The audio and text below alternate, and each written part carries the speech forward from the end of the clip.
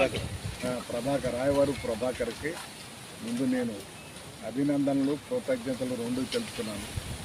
చక్కని వాతావరణం అందుబాటు అంటే వాళ్ళు ఎస్థెటిక్ సెన్స్ ఉంది. ఎప్పుడు కూడా చక్కని ఏ మీటింగ్ ఏర్పాటు చేసినా చక్కని వాతావరణం ఏర్పాటు చేస్తారు. అది ఇంకా ముందు మంచి ఇంకా ఏర్పాటు చేయాలని జర్నలిస్టులందరినీ ఒక చోట కలిపి మాట్లాడుకునే అవకాశం కల్పించాలని నేను మనసారా కోరుకుంటున్నాను. పెద్దవాడిగా ఆశీర్వదిస్తున్నాను. వచ్చిన మిత్రులందరికీ అభినందనలు. ఇక్కడ ఏర్పాటు చేసిన ప్రభాకర్ గారికి ముందుగా నా అభినందనలు, అలాగే కృతజ్ఞతలు. నేను సాధారణంగా ఇటువంటి కార్యక్రమాలకి నేనైతే ఎప్పుడు రాలేదు. ప్రభాకర్ గారి గతంలో దాదాపు చాలాసార్లు ఆయన ఎలాంటి ప్రోగ్రామ్స్ ఏర్పాటు చేసిన ప్రతిసారి కూడా నన్ను పిలవడం జరిగింది. అయితే ఈసారి రావడానికి ప్రధాన కారణం ఏంటంటే నేను ఎక్కువగా కాకినాడ వదిలి హైదరాబాద్లో ఉంటున్నాను. ఇక్కడ రిపోర్టర్లతో, ఇక్కడ జర్నలిస్టులతో చాలా మందితో నెమ్మదిగా పరిచయాలు తగ్గుతున్నాయి. వాటిని అలా కొనసాగించుకోవాలన్న ఒక ఆశతోటో లక్ష్యంతో ఇలాంటి కార్యక్రమానికి రావాలని చెప్పేసి నేను ఆయన పిలవగానే నేను దానికి అంగీకరించడం కాదు. నేను రాత్రి బయలుదేరి యాక్చువల్గా రాత్రి గోపురంగా బయలుదేరి నేను వచ్చాను. ఇక్కడికి వచ్చిన తర్వాత నాకు చిన్న విషయం తెలిసింది. అలాగే 2-3 రోజుల నుంచి నాకు ఒకళ్ళిద్దరు ఫోన్ చేశారు. కాబట్టి 2 నిమిషాలు మాట్లాడమన్నా సరే ఇది ఖచ్చితంగా ప్రస్తావించాల్సిన అవసరం ఉందని నేను అనుకుంటున్నాను. ఫోన్ చేసి కొన్ని విమర్శలు అయితే చేశారు.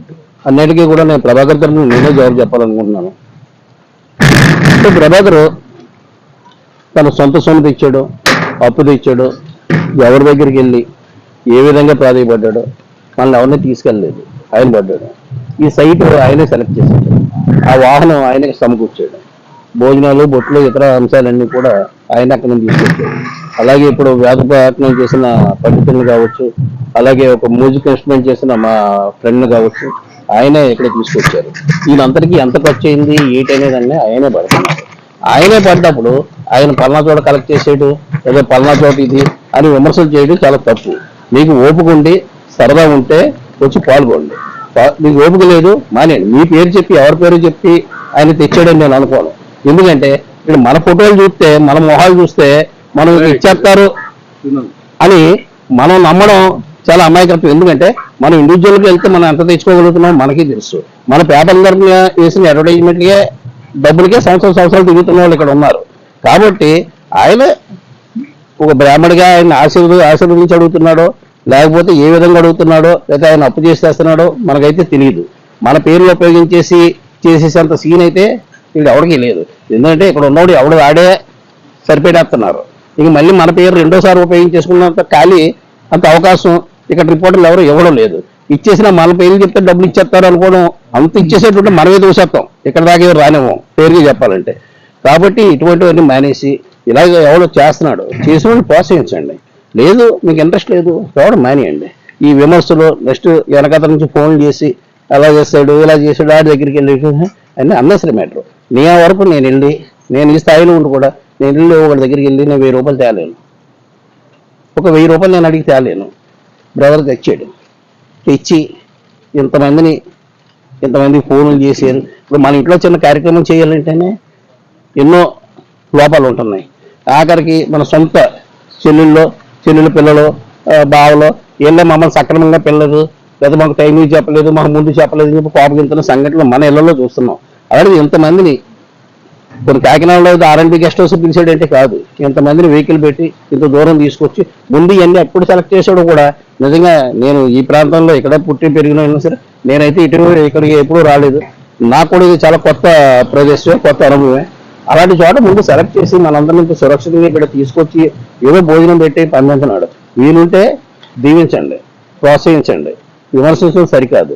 మీరు కూడా చేయగలనుకుంటే మీరు కూడా చేయండి. మేమంతా కూడా వస్తాం, ఖచ్చితంగా మేమంతా కూడా వస్తాం. మీరు పెట్టిందో తింటాం, మిమ్మల్ని ఆశీర్వదిస్తాం, మిమ్మల్ని ప్రోత్సహిస్తాం. అంతే తప్ప ఈ విమర్శలు ఇక్కడితో కట్టిపెట్టండి. Thank you very much. షుగర్లు అందరూ లేకుండా ఎవరు ఉందాం. 40 సంవత్సరాలకే ఈ ఫీల్డ్లో ముందు వచ్చేది బీపీ షుగర్లే.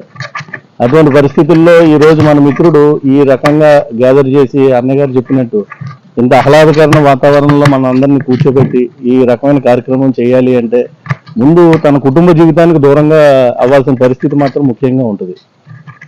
మనల్ని అందరినీ గ్యాదర్ చేయడం, దీనికి కావాల్సిన ఏర్పాట్లు చేయడం. అయితే ఇటువంటి విమర్శలు వచ్చినప్పుడు అతను ఒక్కడే సమాధానం చెప్పడం కాకుండా ఇక్కడైతే ఎవరైతే వచ్చి ఈ కార్యక్రమంలో పాల్గొన్నారో వాళ్ళ బాధ్యత కూడా అటువంటి దాన్ని సమర్థవంతంగా తిప్పికొట్టే ప్రయత్నం చేయాలి. ఇకపోతే మనం ఈ జర్నలిస్టులుగా ఒక సీనియర్ జర్నలిస్టులు అనేది ఏ వ్యవస్థకైనా సరే మూలం, రాజకీయాలకైనా ఇంకో దానికైనా వాళ్ళ సీనియర్లు ఎలా మూలమో జర్నలిస్టులు కూడా వాళ్ళ యొక్క మూలాలు సీనియర్ జర్నలిస్టులు.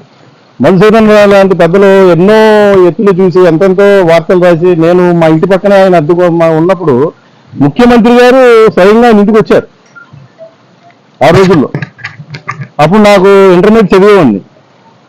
అప్పుడు ఏంటి ముఖ్యమంత్రి ఇంటికి రావడం, ఇంట్లో కుర్రోళ్ళ ఉండేవాడిని కాబట్టి లోపలికి వెళ్ళి పలకరించడం, అవి నిజంగా కోట్ల విజయభాస్కర్ రెడ్డి గారు ఇంటికి స్వయంగా వచ్చి, ఇప్పుడు ఈ కనీసం ఎమ్మెల్యే మన ఇంటికి రావట్లేదు, ఇప్పుడు కార్పొరేటరే రావట్లేదు.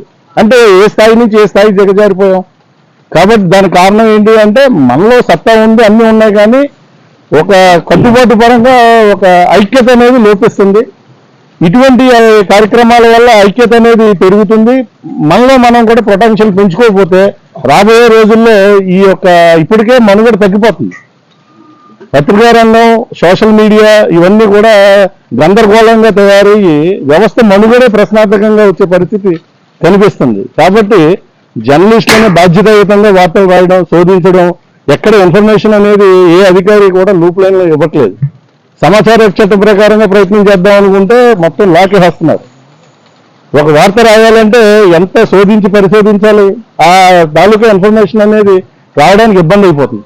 ఇటువంటి పరిస్థితుల్లో మన ఐక్యత, ఇటువంటి పెద్దలను గౌరవించుకోవడం, వ్యక్తిగతంగా ఒకరినొకరు గౌరవభావంతో ఉండడం ఈ వ్యవస్థకి చాలా మూలాలు. దాన్ని చేయడంలో ప్రభాకర్ విజయవంతం అయ్యాడని చెప్పి నేను ఆశిస్తున్నాను.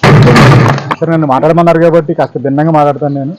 ఎందుకంటే మీతో ఫస్ట్ టైం నేను పాల్పంచుకుంటున్నాను కాబట్టి. ఇప్పుడు మనం సాధారణంగా సమయం చూసుకున్నామంటే పురాతన రోజుల్లో మన ఇళ్లలో గోరగడియారల్లోనూ అలాగే పెద్ద పెద్ద భవంతుల్లోనూ గంట కొట్టు టంగ్ టంగ్ అని మనకు కనిపించేది. ఆ టైం రాను రాను అంటే మన చేతి గడియారంగా వచ్చింది. ఆ తర్వాత ఇప్పుడు సెల్ ఫోన్లోకి వచ్చేసింది. అయినా సమయం ఎంతమంది చూస్తున్నారో పక్కన పెడితే కనుక సేమ్ జర్నలిజం కూడా, అంటే మనం మసూదన లాంటి దగ్గరలను కూడా చూసాం. అలా వస్తూ క్రమంగా ఇప్పుడు ఈ జర్నలిజం కాస్త మన సెల్ ఫోన్లో వాట్సాప్లోకి వచ్చేసింది. అంటే జర్నలిజం విలువ ఎలా అయిపోయిందన్నది ఈ రోజుల్లో మనకు చాలా స్పష్టంగా అర్థమైందని అనుకుంటున్నాను నేను. ఇదే కాకుండా ముఖ్యంగా ఇప్పుడు ప్రతిసారి మనం ఏదో సాధించినట్టుగా గొప్పగా డిమాండ్ చేస్తున్నాం. ఇప్పుడు మన భవిష్యత్తులో జర్నలిస్టుల పరంగా చేయాల్సిన డిమాండ్ ఒకటి కనబడుతుంది. మనకి ఎక్రిడేషన్ కార్డులతో పాటు జాబ్ కార్డులు కూడా ఇస్తే, ఎందుకంటే ఇప్పుడు ప్రస్తుతం జర్నలిస్టులు అందరూ కూడా దినసరి అంటే కార్మిక రంగం నుంచి అసంఘటిత రంగ కార్మిక రంగం ఇది, ఇక్కడ నుంచి దినసరి కూలీలుగా మారిపోయినది మాట పూర్తిగా వాస్తవం చెప్పుకోవాలి.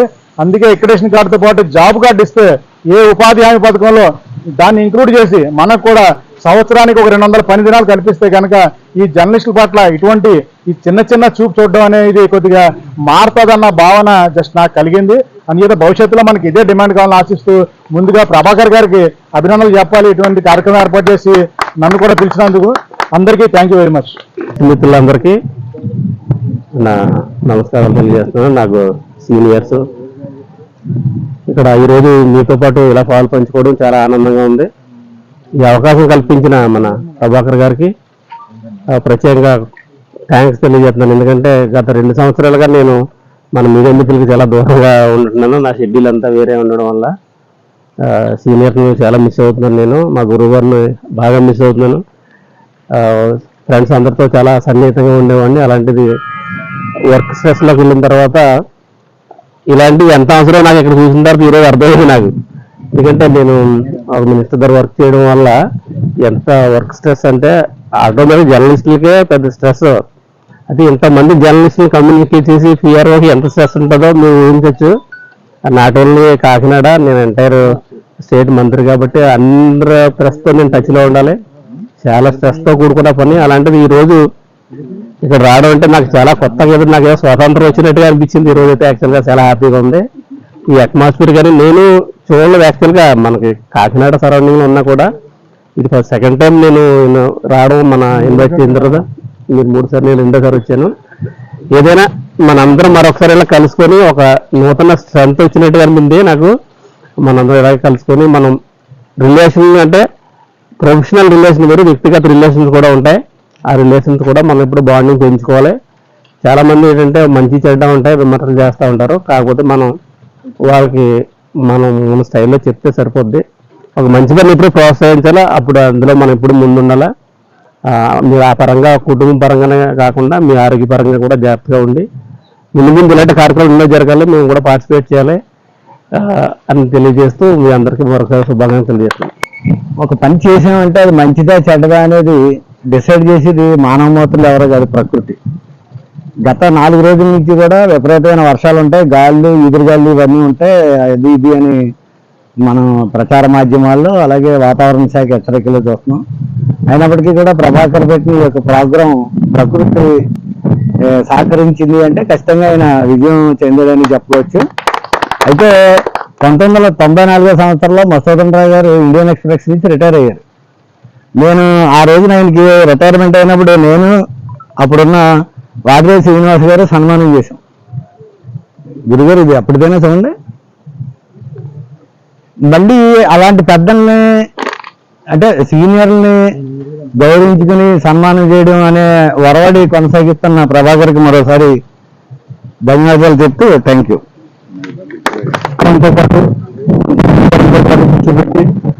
సత్కరించినందుకు ప్రభాకర్కి ధన్యవాదాలు చెప్తూ ఈ కార్యక్రమం ఏర్పాటు చేసినందుకు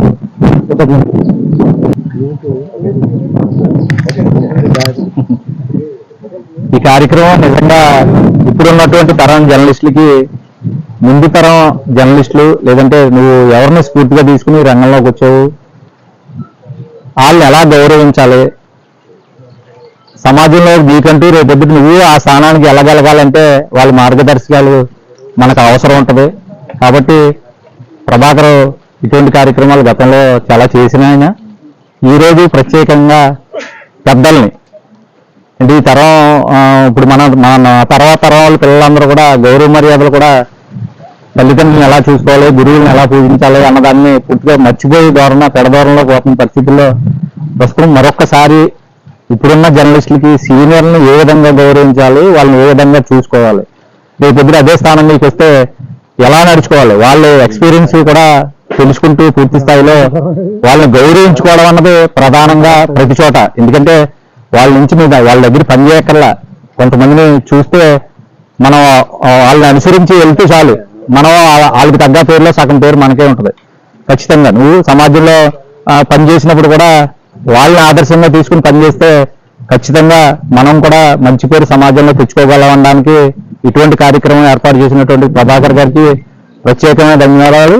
అలాగే ముఖ్యంగా ఈ కార్యక్రమానికి మా తరం జర్నలిస్టులందరికీ కూడా స్ఫూర్తిగా నిలిచినటువంటి పెద్దలందరికీ కూడా, ముఖ్యంగా మధుసూదన్ రావు గారు, స్వాతి ప్రసాద్ గారు, కొమ్మన సతీష్ గారు, బురాని గారు, అలాగే మన రామదాస్ గారు, అంజిబాబు గారు, దాని సీనాన్ని నేను ముందుగా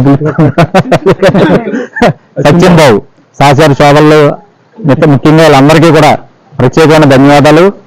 ఈ స్ఫూర్తి ఇదే కార్యక్రమాల వరవడి పూర్తిగా కూడా కొనసాగాలి. ఇక మీదటైనా ఈ గౌరవించుకోవడం అన్నది జర్నలిస్టులకి ఒక సాంప్రదాయంగా మారాలి అని ప్రత్యేకించి నేను కోరుకుంటున్నాను. వీలైతే ఇటువంటి కార్యక్రమాలు కనీసం ఒక 6 నెలలకు ఒకసారి అయినా సరే అన్నిసార్లు సందర్భించుకొని ప్రత్యేకించి ఏదో ఒక కార్యక్రమం ద్వారా మీరు నెరవేరుస్తున్నారు. కాబట్టి ఈ కార్యక్రమం మనం కూడా అలవాటు చేసుకోవాలి. ఈ పెద్దలను గౌరవించుకోవడం, వాళ్ళ దగ్గర నుంచి ఏదో ఎంత స్ఫూర్తి ఉన్నా చదువుకి అంతే లేదు, చదువుకుంటే ఎంతైనా చదువుకోవచ్చు, దానికి అంత లేదు. కాబట్టి వాళ్ళ దగ్గర నుంచి నేర్చుకోవాల్సినవి చాలా ఉంటాయి. మీ ప్రోత్సాహం ఎప్పటికీ ఇలాగే ఉండాలి. ఈ కార్యక్రమాలు పిలిచినట్టే మీరు కూడా వచ్చి మమ్మల్ని ఆనందపరిచినందుకు ప్రత్యేకంగా పెద్దలందరికీ కూడా ప్రత్యేకమైన ధన్యవాదాలు. ప్రభాకర్ గారికి ఈ స్ఫూర్తి మరింత ఆయనకు వయసు వెనక్కి రావాలి, ఇటువంటి కార్యక్రమాలు బాగా చేయాలని ఆ భగవంతుడి వేదాశీర్వచనంతో ఆశీర్వదించి మీరు చేసినటువంటి కార్యక్రమానికి మీకు ప్రత్యేకమైన కృతజ్ఞతలు. పెద్దలందరికీ మరొకసారి ధన్యవాదాలు తెలుపుకుంటూ మా సహచర మిత్రులందరూ కూడా దీన్ని స్ఫూర్తిగా కొనసాగించాలి, ఇది ఒక మరుపురాని ఘటనగా గుర్తుపెట్టుకోవాలని చెప్పి కూడా మిమ్మల్ని అందరినీ కోరి ప్రార్థిస్తున్నాను.